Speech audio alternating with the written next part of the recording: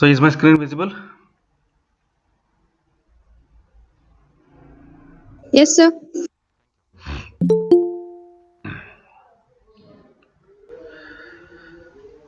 Nikhil Nayak, you are in B section. So again, I have uploaded in my portal as such, or my form, Google form. So I have to speak with Sangeeta madam. So I have updated marks with her, but you have never contacted me. So fine. What is database? Any idea?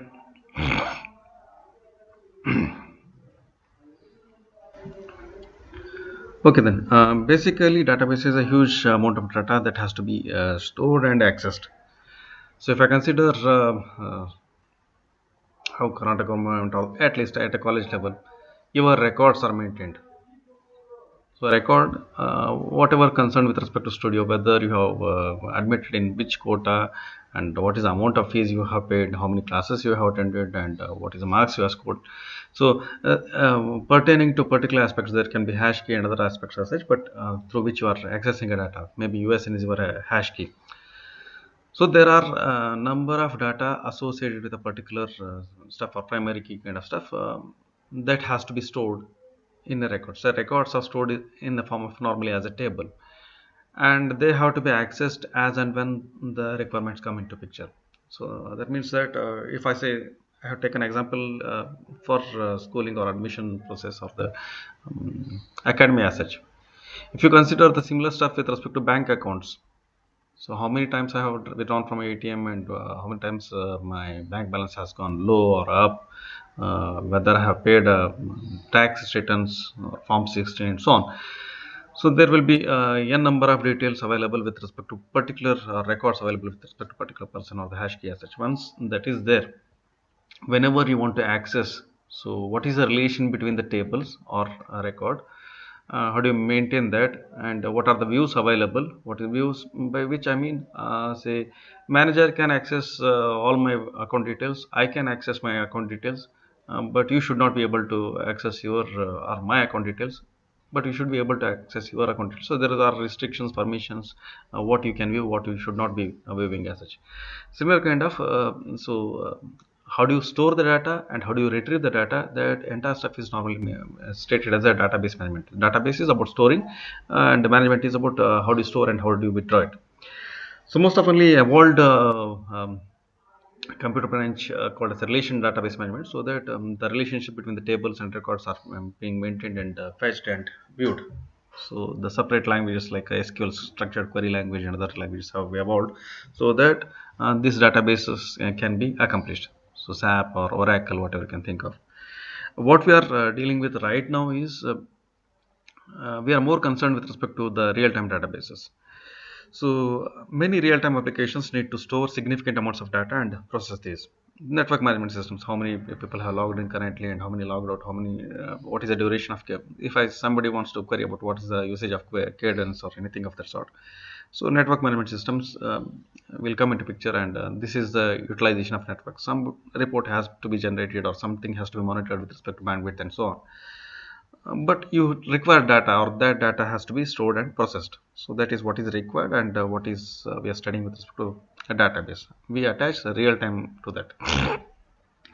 Industrial control systems, again, the sensors will be generating huge amounts of data, and that has to be stored, and depending upon that, some other actuators should be actuated. So there is a writing of the sensor values and the writing of the actuator values. In between, some processing will happen, and there is a validity of a data that has to be seen. That's where you start adding up a real-time tag to it. An autopilot system, so fly by wire is one more example he's taking. Say that whenever a plane is controlled by a base station of them, basically whenever you move above, so you are measured by your sensors, and the sensors are transmitted to a base station, and that will automatically correct yourself. Say you will transmit your current altitude, latitude, longitude, say pressure and so on. So many parameters are to be passed on to the base station, and with respect to base station, any correction are to be made, that are to be transmitted, and that has to be done. That means, so my current position is some xy axis, and say xyz. So with respect to altitude also, Whenever you are transmitting, you are moving somewhere around say whatever the speeds, say 200 kilometers or 500 kilometers ಈ ಥರ ಒಂದು ಯಾವುದೋ ಸ್ಪೀಡ್ನಲ್ಲಿ ಹೋಗ್ತಿದ್ರೆ now that speaks about the validity of a data. By the time you say that I'm here, you are moved somewhere further than that point. So what is the validity of this your data? Whether it is in terms of milliseconds or microseconds, that depends on what kind of aviation you are using. So if I considering autopilot system as such. So that's where real time, so whatever I'm transmitting, so most probably t is valid for only 10 microseconds because of the my movement of the I'm moving at a state. So then there's a temporal validity that has to be established. That's where real-time database becomes special with respect to data management as such. The main difference between conventional database and real-time database, the temporal characteristics of stored data. What is temporal? Timely characteristics of stored data, because it is as good as a perishable goods. It is not Reliance Traditional, it is something like a Reliance Fresh. So whenever you procure vegetables, they are perishable goods. So they have their lifetimes. So within which you have to market it. That's how the database also works with. Digital, maybe there is a longer duration, years together, you can, at least months together, you can store the electrons. They are non-perishable as compared to the Reliance Fresh goods, so, or the vegetables as such. Similarly, there is a temporal characteristics associated with the respect to data, and that has to be where we are speaking about real-time stuff. So performance metric, so basically timing constraints imposed on the database. So what is the validity of a data, and how do you fetch or retrieval, rewrites should happen within a stipulated amount of time. That's what is controlled by the aspect of real time. Now what is meant by perishable or temporal data? Data whose validity is lost after elapse of some pre-specified time. So that is no more useful. You have fetched data or my sensor has done something, but within 10 milliseconds I would have responded back. After 10 milliseconds, even if I respond, there is no use for it. So basically that data has lost its validity. If you can imagine, you have to fire an anti-missile for some missile which is attacking your country. So missile is say BrahMos or some supersonic missile is transmitted. Now it is moving at a very high speed. So current position of that missile, and you are computing a trajectory. Whenever you are taking the data with respect to sensors attached to it, so maybe your radar or whatever it is sensing it. So it is sensed within 10 milliseconds. 10 milliseconds, whatever you have to do has to happen, and you have to compute, say, predict the trajectory of that missile with another 10 or 100 milliseconds where your missile is going to hit. Any corrections should happen within some microseconds. Whenever you start say that I have computed data, or my transmission with respect to data has gone 11th second, then it is you are lost.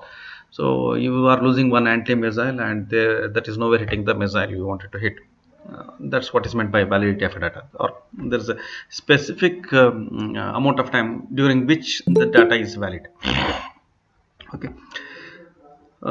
So periodic data generated by temperature sensor. So he's taking an example of industry scenario for that matter. Within a stipulated amount of time, you have to switch on a heater or cooler, and if that is lost, the old temperature has no significance. The data has become stale or obsolete. So stock market price quotations. So maybe you have gone for a higher seconds, and now current price is so and so, and the moment you bid for it, the price has changed, and your bid has to happen within a stipulated amount of time, and then only the previous bid is considered. That's what is meant by stock market or fly-by-wire aircraft. Already we have given an example for that. So these are the example with respect to the temporal examples. So current position, altitude, that's whatever we have covered it. Okay. So two main requirements of time consistency or temporal consistency. Consistency between the environment and its reflection in database. So whatever reading I am reading are still valid. So the plane is moving, you are collecting a data, and that is written into database with which some computation is reading that and taking some action. So whenever these things are happening, the data is still valid. Data has not lost its validity. So that is what is meant by absolute validity. Relative consistency among the data that are used to derive new data. So you have collected some sensor data with which you are predicting. So next trajectory of that anti-missile has to be decided or corrected within some stipulated amount of time. So within which So that is meant by relative consistency. Relative is it is not directly a sensor value replicated or environment replicated into your database. It is you are deriving something from the whatever is collected, and that is also within stipulated amount of time. That is what is meant by relative consistency. One example is giving, say, the three components of a data item with respect to a database are denoted as a d value, absolute validity, and a timestamp. See, he says something he has collected, say 120 is the amount, or whatever the units of the sensor value it can be. So he is collected at 100 milliseconds, so recorded at 100 milliseconds, and this is valid for 5 milliseconds. So after which, after 5 milliseconds, say after 105 milliseconds, if you are doing that, then the data is no more valid. Absolute validity interval is 5 milliseconds. So whenever data is available for you, recorded 100 milliseconds, it has to be used within 105th millisecond at the max. So that is what is meant by absolute validity. Relative consistency, for a derived data item to be correct, data items on which it is based must be relatively consistent. That's something you are computing with respect to available data. That has to happen within a stipulated amount of time. A current velocity and position of the missile can be used to predict its new position. So you are predicting with respect to velocity, a new position has to happen within a stipulated amount of time, whatever the computation you are doing. See, a new position has to be derived or some mathematical models. So v is equal to ut plus half at square, something you are doing, that has to happen within a stipulated amount of time, because after that, so if it takes longer time, the validity is no more. So it would be incorrect to use an earlier sampled position with the velocity value determine the new position of the missile. So that there is some deadline before which you have to derive something new within the validity of the sample data or reflected data from the environment. Relative consistency ensures that only contemporary data items are used to derive new data. So currently it is valid and hence I'm using it. That's how it can be put. The set of data items that are relatively consistent with each other, each R is associated with the relative validity interval RVI. So related validity interval, that's how it has to be seen as. Conditions for absolute validity: the data item D is absolute valid if current time minus D timestamp is less than the absolute validity interval. Say 5 seconds, whatever we have computed, ಅದಕ್ಕಿಂತ ಕಡಿಮೆ ಇದ್ರೆ, then we say it's absolutely valid. A new timestamp and old timestamp within which and it is less than the relative valid time, valid the interval, ಅದಕ್ಕಿಂತ ಕಡಿಮೆ ಇದ್ರೆ, then we say that the data is relative consistent because it is derived data. Otherwise we will speak with respect to only absolute validity. So he has given one example, and you just check out with respect to that same. So 2500 2700 milliseconds recorded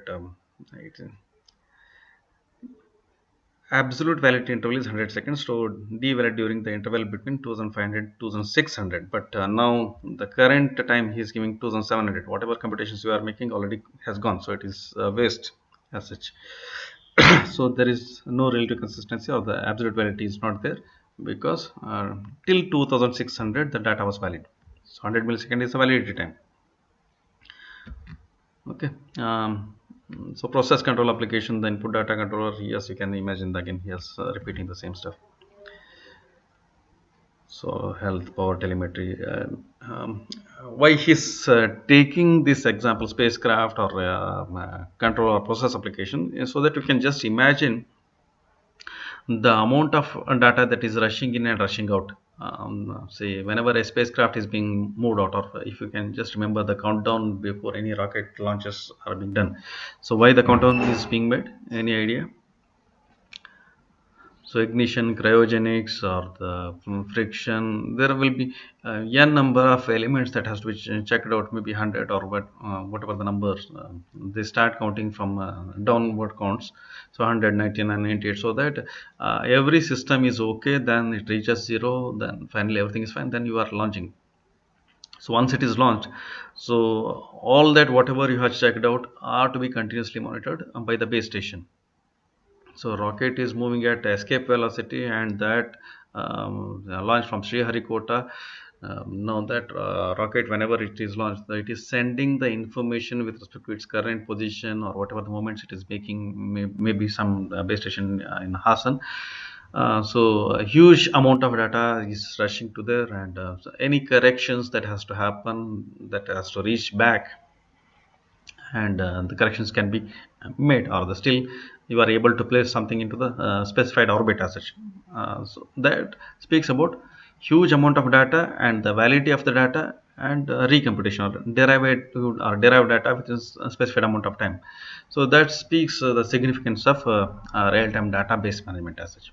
Right now, we were previous chapter we are more concerned about the communications.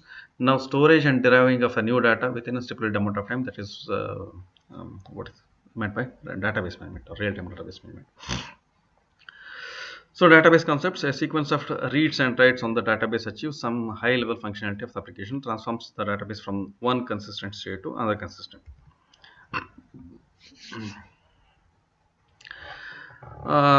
Normally how the data transactions happen with respect to a database is one after another or sequentially. That is what should be managed. Improves the throughput or resource utilization. So whenever you think from the resource utilization perspective of the database, so the things can happen concurrently. Okay, that can be active many simultaneous. So simultaneously I can view my bank account, the manager can update my bank account, and so somebody can deposit, somebody can withdraw. So all things can happen simultaneously with this. So more probably database as such, whereas I'm giving only with one record also many things may be happening. So whenever the things are happening with respect to specific record as such, there should be serialization, uh, if possible. So whenever we think from the perspective of the throughput, so there is a parallelization or concurrency is expected with respect to real-time database management, because what is making you to think of that aspect is some things are to happen within a stipulated amount of time. The transactions, it is not that normal database management systems where you normally count the performance of a normal database management system with respect to the number of transactions or average number of transactions you have processed. So I'm able to process 10 customers or 15 customers within 10 minutes, or that is my performance, or that database management performance as such. So how many transactions you have completed successfully? It is not that. It is also sees to that the data consistency should be maintained. So within a stipulated amount of time, or the temporal validity and other aspects are to be checked out. If at all some things are happening, where we are stating that things should happen parallelly. Whenever you think of a greedy approach, or I want to process more transactions per second, throughput has to be enhanced. That means you have to invariably go for a concurrency. Whenever you go for a concurrency, then there is a threat that the consistency of the data is lost. So what is meant by that? So I gave an example previously also, that deposit and withdrawal happening to a same account. Now what will happen? So whether it will showcase the deposited amount, or it will work with the previous value. So I'm doing x plus plus x minus simultaneously, so concurrent operations. Now some x was there with respect to my account. Now what is the real value, and how do you deal with respect to that? So then a serialization approach, or the locking of the transactions, something similar to your task scheduling, or the resource sharing protocols. So PIP, HLP, and PCP kind of protocols are also available in database management, that will come into picture. So there are pessimistic and optimistic concurrency control algorithms that we have to discuss in further. So okay, a database schedule a particular sequencing of actions, different transactions due to concurrent execution of transactions. Some database schedules can violate integrity of a database. That's what is meant by the x plus plus x minus example. To prevent the violation of integrity, database normally restricts concurrent execution through use of concurrency control protocols. So these will guide what can go parallel and what should not go in parallel or concurrent. So ACID are the guidelines: atomicity, consistency, isolation, durability. So these are the ACID properties or integrity of the database is maintained by evaluating over these properties as such. Atomicity is either all or none of the operation of the transactions are performed. So you go for completion or you don't go for it. That is what is meant by atomicity. So whenever you are running a piece of code or chunk of transactions, whatever you are running, you complete the transactions end to end. So there is nothing like a interrupted or preempted kind of approach. So run for completion, that is what is meant by atomicity. Consistency: a transaction needs to maintain integrity constraints on the database. So sequencing of operations so that the data is consistent, the integrity of the data is not lost. Isolations transactions can be executed concurrently as long as they do not interfere in each other's computations. So whereas the example I gave was the same bank account, somebody is incrementing and somebody is decrementing. Now, until you isolate the deposits and withdrawals, so that the integrity or the consistency of the database is lost. So you have to isolate that operations, and that aspect comes into with respect to if you are dealing with the same element, then isolation has to be implicated. That is what is meant by isolation. So durability, all changes made by a committed transactions. Once you say that committed, so all changes made by committed transactions become permanent in the database. Something like you have made a neft, so the amount is debited from you, but it is not deposited. It is in the pool. Once it is committed, it is deposited over there. So durability is all changes made.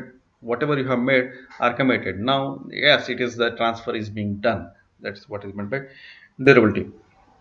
You have initiated and you have completed a transaction. Whatever changes you have made are reflected. That is what is meant by reflected permanently. That is durability of that particular database. So again, how atomicity is maintained? Transaction based on consistency of the database and its boundaries that fails to complete might violate integrity of the database to be D. So when a transaction fails to complete, rollback protocols are used to atomicity. It is checked whether the particular transaction will be able to complete or not. If it is not able to complete, then there should be some mechanism to roll back to original state. It is a bit difficult to imagine as such because the amount of time available to implement the original transaction itself will be limited, and if something fails, so that depends on the approach. So OCC approach or the concurrency control approaches, how do they deal with respect to that aspect? We will discuss that as such. Agli andre, then you have to clean up the process or the maintain the clean database as such. So if something is really corrupted, so you have gone for transactions, but finally you come to the conclusion that it can the integrity is lost, and you don't want to continue the transactions. So roll back to initial state and restart the transaction with a new value. Again, validity will be still under consideration as such. A transaction might need to be rolled back and started. That has to be done, but there will be many dependencies. So A has changed, B has changed, C has changed, D something of that sort might have happened. Then that will repercute in terms of some people will say now you have rolled back D, and then hence you have to roll back C, then you have to roll back B, and so on. So that's where transactions it can make them miss the deadlines or rollback. Yes, you have to really think back and attempt that. So ultimately, to go for or not to go for has to be decided much clearly. That's what is decided by atomicity. You either you complete or you don't complete. So there is no in between states. So half done is not there. So every transaction reads only data values written by the committed transactions. So whatever is updated, that is committed. So any in between, it is not being read. So that is aborted. How to ensure durability of a property? Once a transaction commits, it cannot be aborted. So once you say that this is the value committed, the database has stored it, and the any other task which wants to transaction which wants to read it will read it. So a concurrency control in real-time databases, there are some protocols which has to be addressed. So some transactions cannot be run concurrently. They have to go for serializable or sequencing of a particular operations. Non-interference among transactions by restricting concurrent transaction to be serializable, so that some sequence has been. So if they cannot be run in parallel, they have to be serialized. The database operations carried out by the equivalent some serial execution of these transactions. One minute.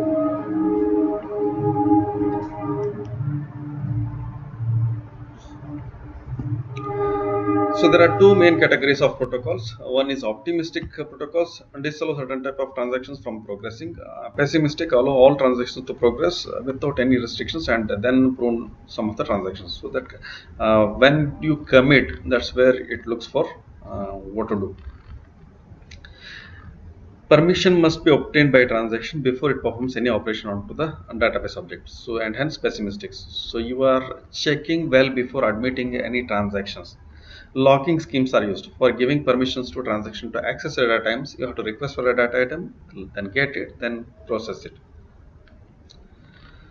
So 2PL are the it's one of the pessimistic locking based approaches. The execution of transactions have two phases. One is a growing phase, so where you start acquiring the data elements, whatever you want to transact or change them or manipulate them. And shrinking phase, you start releasing them one after the other. So locks are acquired by transaction in growing phase and locks are released in the shrinking phase. Once a lock is released by a transaction, its shrinking phase starts. No further locks can be acquired. Um, Locking phase, you acquire the locks. Shrinking phase, you release the locks. Nothing can be locked in the shrinking and nothing can be released in the locking phase. So conventional 2PL is unsatisfactory for real-time applications. So for several reasons, possibility of priority inversions because low priority task is holding and high priority may be blocking that. Long blocking delays. Yes, you have acquired it and you are not releasing it. Why it happens? Because of the deadlocks and live locks. Lack of considerations for timing information. So there is no implication of timing is really involved whenever you are making statements of that protocol as such. So you are committing, you are not committing with respect to the locking phase and unlocking phase, but there is no timing information that has been added over there. Deadlock, yes, we have stated. Deadlock is one kind of SMS. We will see that. Priority inversion. A low priority transaction is holding a lock, a data item. High priority transaction needing the data item fits. So that is what is meant by priority inversion. Transaction might undergo. So we are just using different terminologies as such. 2PL is the protocol. So PIP or HLP was the protocol when we were discussing the tasks as such. Now the task, instead of task, we are using a terminology called as a transaction with respect to database. A transaction might undergo long blocking delays. Most transactions are useful for long duration types. What has happened? Locking phase. So T1 lock 1, lock D2, unlock D2. This is how the lock has to be executed with respect to transaction. Even T2 is a transaction. It wants to lock D2, lock D1, unlock D1. So there is a locking phase and there is an unlocking phase. If you can imagine, so it's a concurrency protocol we are discussing. They both lock simultaneously. So lock D1, lock D2. Now it wants to lock D2, but lock D2 is already locked by T2 transaction 2, and it wants to D1. D1 is already locked by T1. So it is not releasing D2. It is not releasing D1, and hence a deadlock. So all the remaining tasks or the transactions will start suffering starvation. So that is what is meant by deadlock. To improve this, there is one more protocol, 2PLWP. If priority of TR is greater than, so current task says, then TR is made to wait. TH inherits a priority of TR. So whoever holds the transactions of the has hooked up on it, so will complete it, and whoever is waiting for it will inherit the priority. That's what's meant by that. So higher the priority is maintained. So both the priority of TR and TH are being made equal. Deploys a priority inheritance protocol. So something similar to PIP. However, in 2PL WP, unlike pure priority inheritance scheme, if a higher priority transaction is aborted while it is being blocked, the elevated priority transaction retains. So it has attempted to lock a resource. Now it was not available, due to which a lower priority task has inherited the priority of that higher priority transaction. Transaction. A transaction lock means now somehow that because it involves the validity of a transaction as such. So maybe a higher priority transaction has aborted, but the inherited priority of the transaction which is running is not lower to original priority. That can lead to undesirable situations under high data contention. Something related to unbounded priority inversions. So it may lead to a lot of starvations for the other tasks which are competing for them. So most of the transactions in the system executing at the same priority because they are blocking. In this situation, the behavior of a database deploying would reduce the you wanted to have an improvement over 2PL, but now your performance is something similar to 2PL WP. So under low load situations, 2PL WP should perform better than 2PL, but under high load conditions, so it is the performance is similar. That's what he is stating. So 2PL HP higher priority overcomes some of the problems of 2PL WP. In 2PL HP, when a transaction requests a lock held by lower priority transaction, the lock holding lower priority transaction is aborted. So you preempt kind of stuff. Now the question about atomicity should be there. So it is happening at entry level or admission level, then hence a pessimistic approach. So if no conflict, then TR accessibility. If there is a concept, then abort TH. So lower priority gets aborted. TR waits for the task. So whoever has a lower priority, yes, withdraws himself. So 2PLHP outperforms the protocols based on either 2PL or 2PLW. This results appears to be unexpected. So work is wasted due to transaction abortions whenever a high priority task requires resources locked by a lower priority task. So to preserve atomicity, some rollback has to be happened over there. So there is some overhead. That's why he says that strange or unexpected behaviors as such. So a transaction with a resource contentions undergoes serial execution under 2PL rather than serializable execution. Chances of deadline misses by higher priority transactions under 2PL may be more than that in 2PL HP. And that's what is advantage that is gained by 2PL HP as such. He certainly is moving to optimistic, and I think he has missed out PCP as such. We'll come back to PCP. So optimistic protocols allow the transactions to freely access any data item they require. So it is optimistic. It is not checking it at admission levels. So yes, anybody wants to join my class, yes, you can join. Later, once you are committing or you are taking example, say exam or IA, we will see whether you have gone through the admission procedure or not. That's how the optimistic can be done. So you allow them to access that. However, a transaction commitment, so whenever you want to commit it, so put it onto the records. A validation test is conducted to verify that all databases access maintain serializability. So that the data is consistent across the database is checked at commitment time rather than the transaction time. So forward OCC is one such algorithm. Transactions read and update data items freely, store their updates into private workspace. Updates are made uh,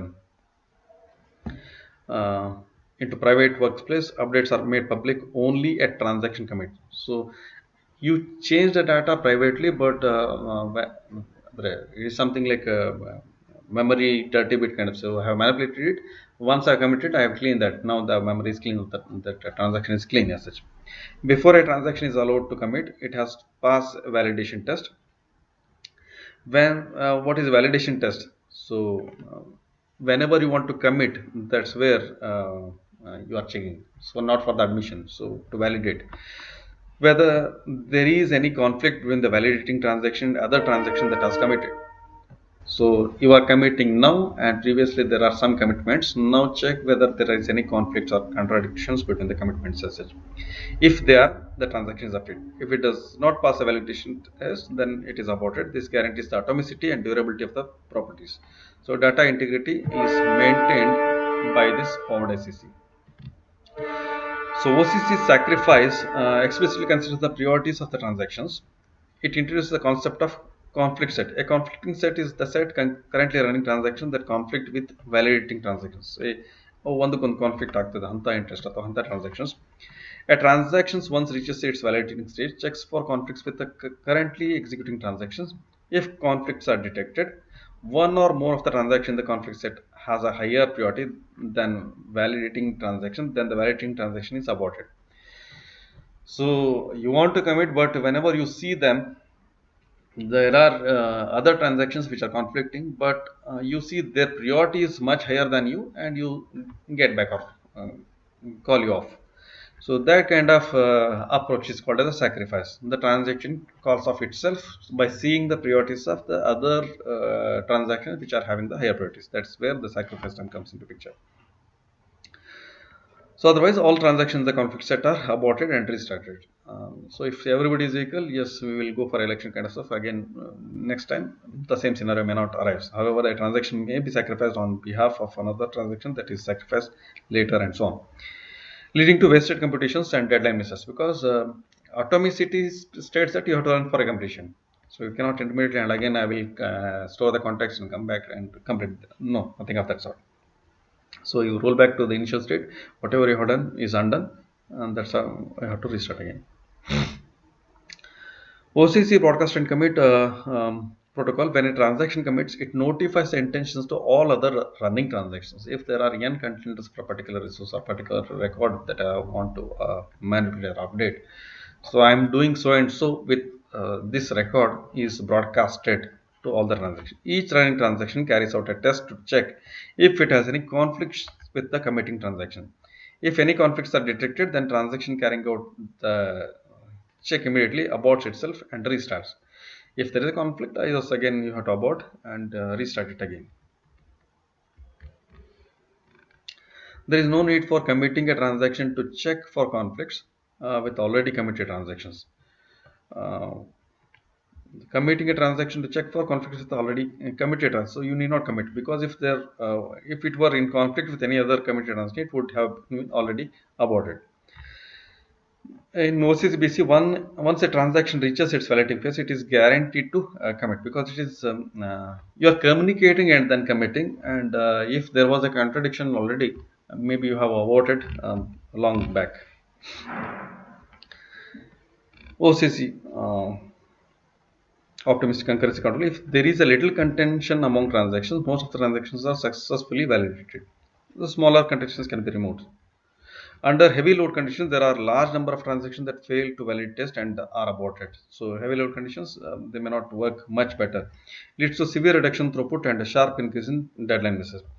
At high loads, performance of OCC protocol shows a marked drop. So that is again one graph that is showcased with respect to that OCC protocol success. To ensure that high priority transactions meet their deadlines, real-time database use appropriate concurrence control protocols. Two main categories: optimistic, pessimistic. Yes, we have stated it already. Okay, done. So one stuff we have missed out was with respect to ಯಾವುದು? So speculative concurrency protocol. He has not stated. So speculative concurrency protocol is something is speculated or you start predicting it. It is as good as a similar OCC, BCC. What is happening over there is basically transactions may be completed, transaction may not be completed, with which you run both the scenarios. So what happens is whenever you want to commit, then there is a validity test, and then what happens is if you are not committing, all the computations whatever you have done are lost. Then again you have to restart. So that restarting mechanism can be avoided if you are running both. So taking something as 0, taking something as 1. So I run for both the conditions. If the transaction is committed, if the transaction is not committed, if you run with respect to that aspect as such. So one shadow copy with the other condition is running. So whichever wants to accomplish at that juncture. So whenever it comes to commitment, then that is chosen by that speculative algorithm. That is what is meant by speculative concurrency control protocol. Then the other one was PCP protocol. So PCP protocol for database management. It is also similar to priority ceiling protocol, whatever you have studied in task scheduling. Something similar to that, but the terminologies are, there was a current system ceiling that with which you are explaining everything. Now there are three different terminologies with respect to PCP that you have to explain. Read ceiling. This value indicates the priority of the highest priority transaction that may write to the data object. Absolute ceiling, the highest priority transaction that may read or write data into object. Read-write ceiling, this value is defined dynamically at runtime. When a transaction writes to an object, the read-write ceiling is set equal to absolute ceiling.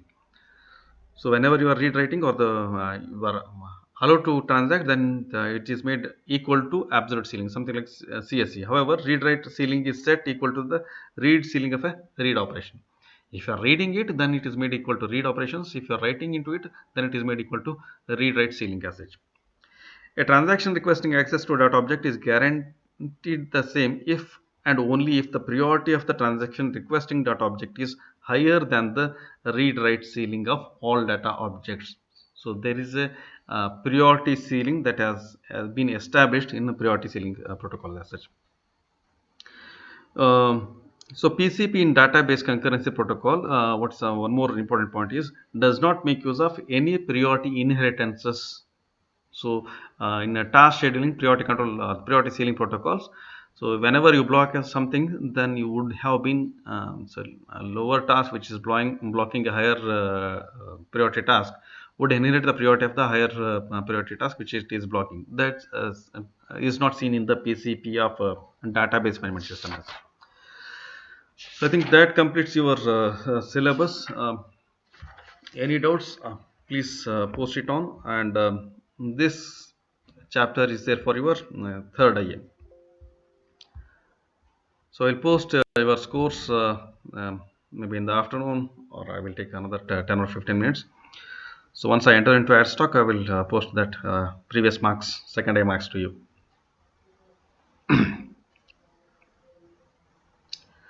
So please note fifth chapter, that is commercial real-time operating system and real-time databases. So seventh chapter. Fifth and seventh chapters are there for your third IA. So please prepare accordingly.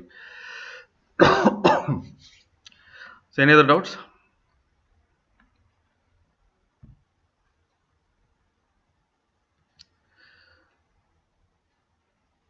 Okay then.